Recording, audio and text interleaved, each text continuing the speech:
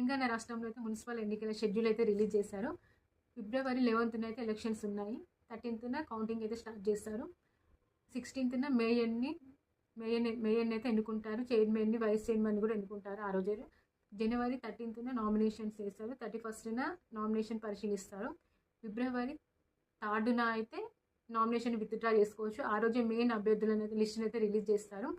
116 municipal ఎన్నికలు, 7 కార్పొరేషన్లు, 2900 ward member, 8203 కేంద్రాలను అయితే పోలింగ్ కేంద్రాలను అయితే ఏర్పాటు చేశారు.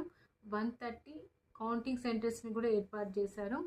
ఇందులో మొత్తం ఓటర్ల సంఖ్య 52,40,000 ఉంటుంది. అందులో పురుషులేమో 25 lakhs ఉన్నారు, మహిళలేమో 26 lakhs మెంబర్స్ ఉన్నారు. చూడాలి ఎలక్షన్స్లో